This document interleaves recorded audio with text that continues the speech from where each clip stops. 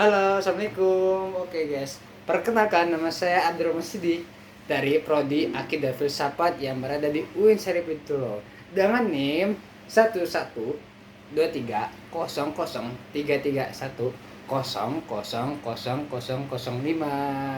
Oke guys, di sini saya akan membahas Islam, iman dan ihsan sebagai memenuhkan UTS saya yang telah diberikan oleh dosen saya. Alhamdulillah rabbil alamin wa bihi nasta'in wa ala umuri dunya din wassalatu wassalamu ala asrafil anbiya'i wal mursalin wa ala alihi wasallam.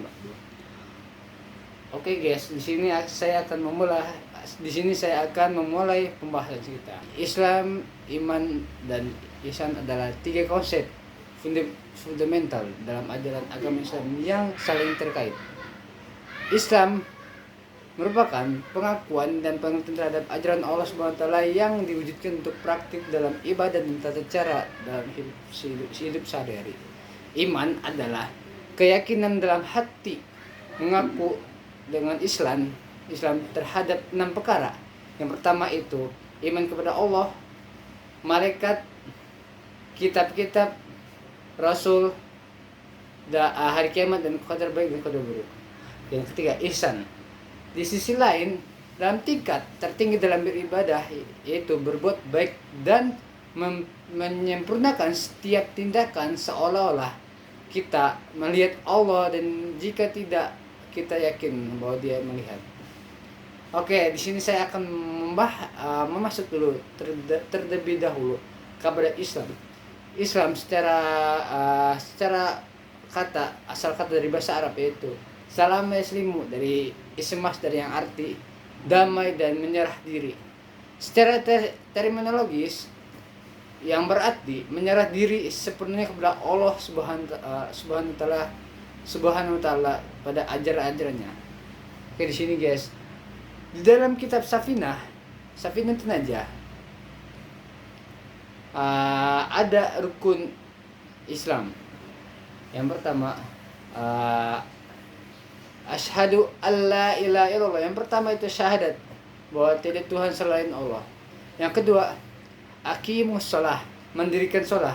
Nah, mendirikan salat ini tidak hanya salat 5 waktu yang kita biasa kerjakan, itu salat wajib guys ya.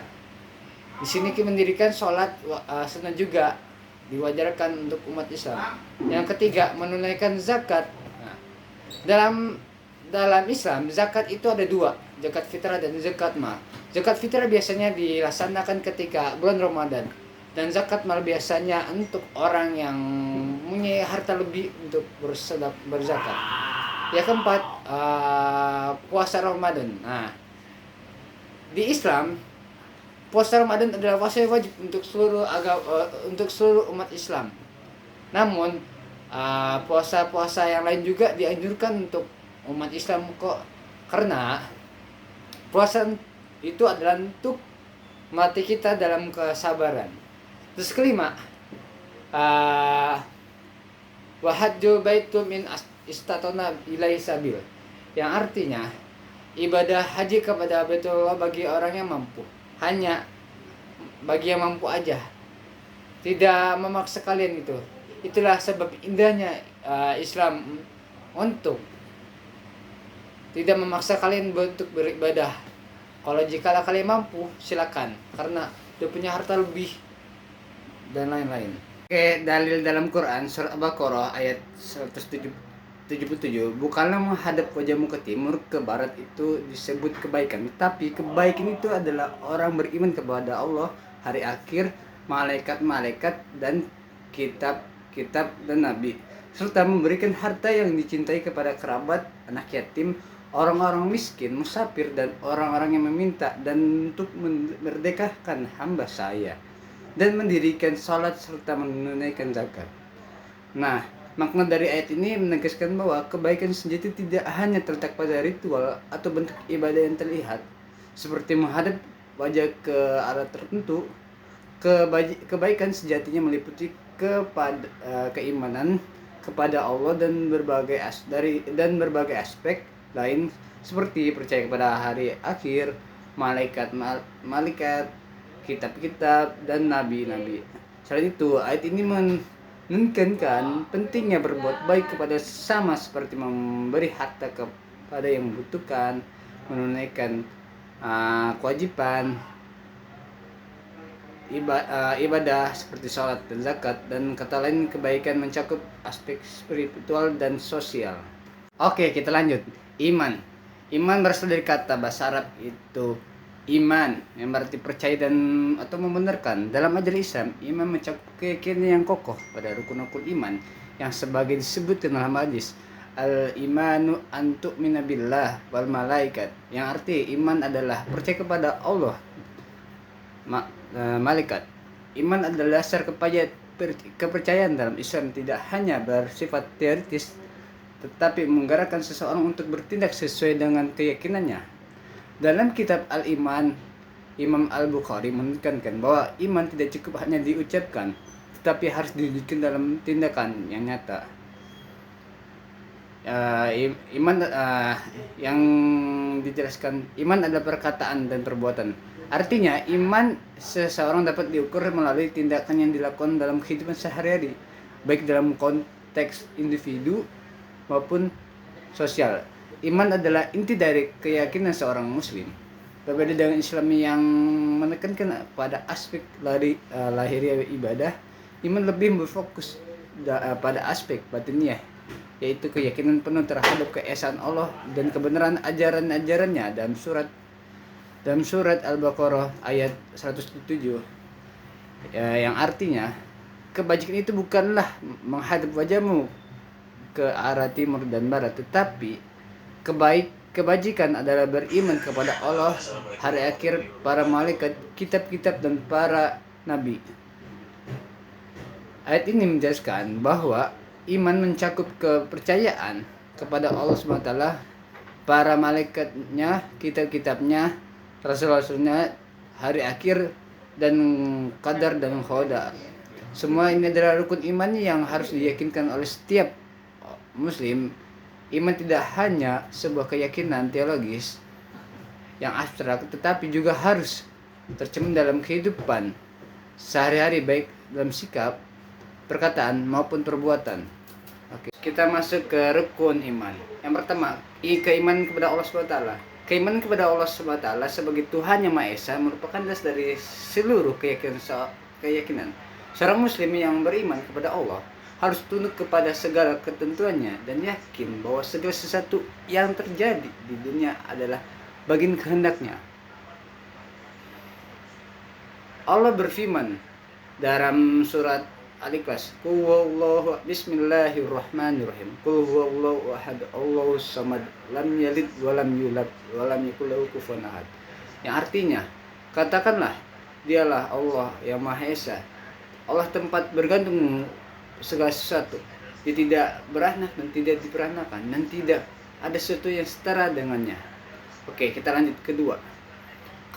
Keimanan kepada para malaikat.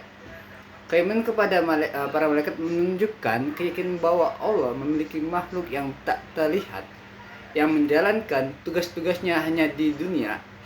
Malaikat sebagai makhluk suci yang tidak pernah berbuat maksiat, mengingat umat Islam untuk berbuat kebaikan. Contohnya, malaikat Jibril, Mikail, Israfil, dan malaikat maut adalah beberapa malaikat yang berperan penting dalam pencatatan dan pengawasan amal manusia.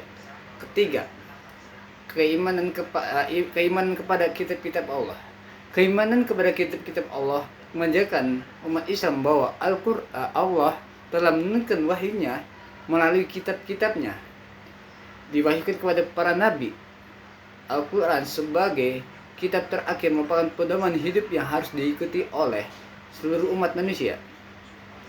Sebagaimana Allah berfirman dalam Quran Al-Baqarah ayat 2, yang artinya kitab Al-Quran ini tidak ada keraguan padanya, petunjuk bagi mereka yang bertakwa. Keempat, keimanan kepada Rasul-Rasul Allah. Para nabi dan rasul adalah utusan Allah yang bertugas untuk menyampaikan wahyu kepada umatnya. Keimanan kepada Rasul mengundang makna bahwa seorang muslim harus mengikuti ajaran dan teladan yang diberikan oleh para nabi, terutama Rasulullah Muhammad SAW sebagai nabi terakhir. Kelima, keimanan kepada hari akhir. Keyakinan terhadap hari akhir mendorong seorang muslim untuk selalu mengingat bahwa kehidupan di dunia adalah sementara dan akan ada kehidupan selain kematian. Dalam surat Al-Hajj ayat 7 yang arti dan sesungguhnya hari kiamat itu pasti datang, tidak ada keraguan padanya, dan sesungguhnya Allah akan membangkitkan siapapun yang ada dalam kubur. Terus lanjut ke-6, keimanan pada qada dan qadar. Percaya kepada takdir baik buruk dan buruk dari Allah merupakan bagian penting dari keimanan seorang muslim. Keimanan seorang muslim keyakinannya mencakup keyakinan bahwa segala sesuatu yang terjadi pada itu, baik itu buruk atau baik, adalah sebagian dari kehendak Allah.